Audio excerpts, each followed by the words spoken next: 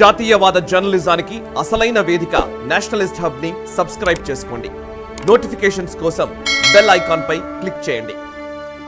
నమస్తే, welcome to nationalist hub. Mission south పై కమలదళం స్పెషల్ ఫోకస్ పెట్టింది. దక్షిణ భారతదేశంలో చెప్పుకోదగ్గ స్థాయిలో లోక్సభ సీట్లను సాధించి 370 సీట్లు లక్ష్యంగా పెట్టుకుంది. అందుకే సౌత్ ఇండియాలోని 83 సీట్లపై బలంగా గురిపెట్టింది. దక్షిణాదిలో తమకున్న లోక్సభ సీట్లను పెంచుకునేందుకు సరికొత్త ప్లాన్ను కమలదళం అమలు చేస్తోంది. సౌత్ ఇండియాలోని మొత్తం 128 సీట్లకు గాను 83 సీట్లపై బలంగా గురిపెట్టింది. ప్రస్తుతం దక్షిణాదిలో తమకున్న 30 లోక్సభ సీట్లను దాదాపు 3 రెట్ల మేర పెంచుకునేందుకు కమలదళం క్షేత్రస్థాయిలో ప్లాన్ అమలు చేస్తోంది. దక్షిణాది రాష్ట్రాల్లో ప్రస్తుతం 30 బీజేపీ ఖాతాలో 27 కాంగ్రెస్ అకౌంట్లు ఉన్నాయి. మిగిలిన సీట్లన్నీ న్యూట్రల్గా ఉంటున్న పలు ప్రాంతీయ పార్టీలు ఇండియా కూటమిలోని మిత్రపక్షాల చేతిలో ఉన్నాయి. 2019లో జరిగిన లోక్సభ ఎన్నికల్లో కర్ణాటకలోని 28 స్థానాలకు గాను 25 గెలుచుకున్న బీజేపీకి అత్యధికంగా 51% ఓట్లు వచ్చాయి. తెలంగాణలోని 17 సీట్లలో పోటీ చేసిన బీజేపీ 19.45% ఓట్లతో 4 సీట్లను గెలుచుకుంది. కేరళలో 12.93%, తమిళనాడులో 3.6%, ఆంధ్రప్రదేశ్లో 0.9% ఓట్లను కమలదళం కైవసం చేసుకున్నప్పటికీ ఒక్క సీటును కూడా గెలవలేకపోయింది. అయితే తమిళనాడుపై ఈసారి బీజేపీ భారీ అంచనాలే పెట్టుకుంది. అందుకే తెలంగాణ గవర్నర్గా వ్యవహరించిన తమిళిసై సౌందరరాజన్ను రాజీనామా చేయించి మరీ చెన్నై సౌత్ లోక్సభ స్థానం నుంచి పోటీకి నిలిపింది. సోమవారం నామినేషన్ దాఖలు చేసిన ఆమె ప్రచారంలో దూసుకుపోతున్నారు. చివరిసారిగా 2019లో లోక్సభ ఎన్నికల్లో కరుణానిధి కుమార్తె కనిమొళిపై తమిళిసై పోటీ చేశారు. అయితే దాదాపు 3.5 లక్షల ఓట్ల తేడాతో ఓడిపోయారు. వృత్తిరీత్యా వైద్యురాలైన తమిళిసై గతంలో బీజేపీలో కీలక పదవులు నిర్వర్తించారు. ఇటీవల కాలంలో తెలంగాణ, పుదుచ్చేరి గవర్నర్ హోదాలో మంచి క్రెడిబిలిటీని సంపాదించారు. ఈ అంశాలు తమిళనాడులో తమ పార్టీకి కలిసొస్తాయని బీజేపీ అధినాయకత్వం అంచనా వేస్తోంది. 2021లో జరిగిన అసెంబ్లీ ఎన్నికల సమయానికి రాష్ట్ర బీజేపీ చీఫ్గా మురుగన్ ఉన్నారు. మురుగన్ నాయకత్వ పటిమ వల్ల ఆ ఎన్నికల్లో 4 బీజేపీ అభ్యర్థులు గెలిచారు. దీంతో పార్టీ అధినాయకత్వం మురుగన్కు ప్రమోషన్ ఇచ్చింది.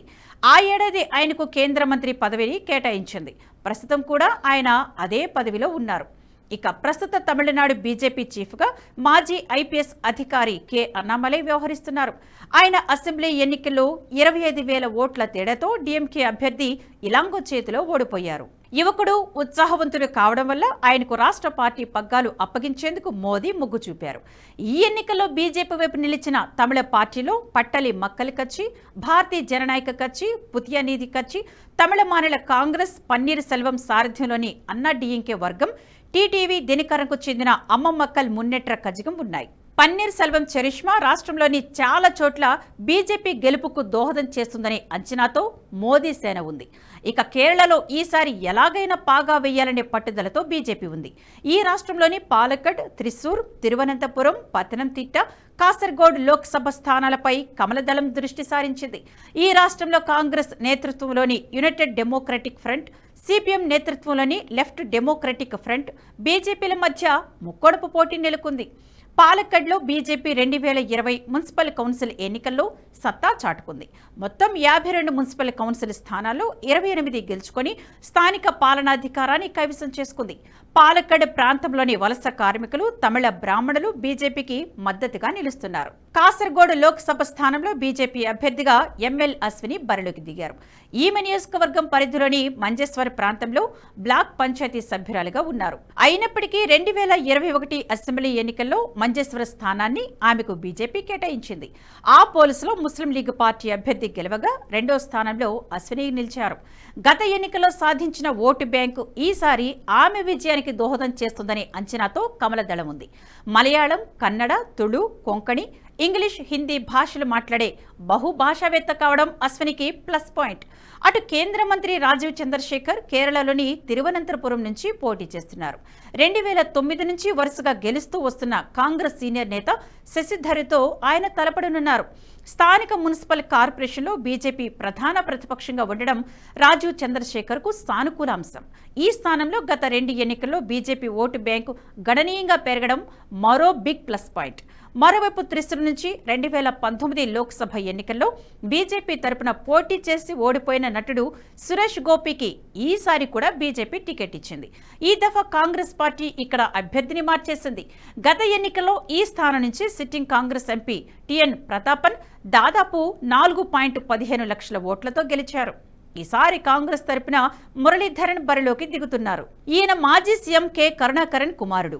మురళీధరన్ సోదరి పద్మజ వేణుగోపాల్ ఇటీవల బీజేపీలో చేరారు. 2021లో జరిగిన త్రిశూర్ అసెంబ్లీ ఎన్నికల్లోనూ నటుడు సురేష్ గోపి పోటీ చేసి 3వ స్థానానికి పరిమితమయ్యారు.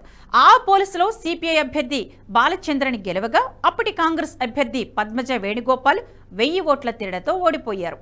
అయితే పతనంతిట్ట లోక్సభ నియోజకవర్గం పరిధిలోని ప్రసిద్ధ పుణ్యక్షేత్రం శబరిమల ఆలయం ఉంది. ఇక్కడే ప్రధాని మోదీ అయ్యప్ప స్వామి వారిని దర్శించుకొని తన ప్రచారాన్ని ప్రారంభించారు. ఈసారి ఇక్కడ నుంచి కాంగ్రెస్ సీనియర్ నేత ఏకే ఆంటోనీ కుమారుడు అనిల్ ఆంటోనీని బీజేపీ బరిలోకి దింపింది. 2019లో శబరిమల అయ్యప్ప ఆలయంలోకి మహిళల ప్రవేశంపై వచ్చిన అభ్యంతరాలను వ్యతిరేకిస్తూ బీజేపీ హిందూ ఓటర్లకు బాగా చేరువైంది. ఇక కర్ణాటక, తెలంగాణ రాష్ట్రాల్లోనూ దిగ్గజ నేతలను బరిలోకి దింపింది కమలదళం. ఇక్కడ సానుకూల ఫలితాలు వస్తాయనే ఆశాభావంతో ఉంది. ఈ వీడియో మీకు నచ్చినట్టయితే లైక్ చేయండి, 10 మందికి షేర్ చేయండి. అలాగే కామెంట్ల రూపంలో మీ అభిప్రాయాలను మాతో పంచుకోండి. Nationalist hub group of channels ను సబ్స్క్రైబ్ చేసుకుని తెలుగునాట జాతీయవాద జర్నలిజాన్ని ప్రోత్సహించండి. ఈ వీడియో కింద ఉన్న బెల్ ఐకాన్ పై క్లిక్ చేయడం మర్చిపోవద్దు.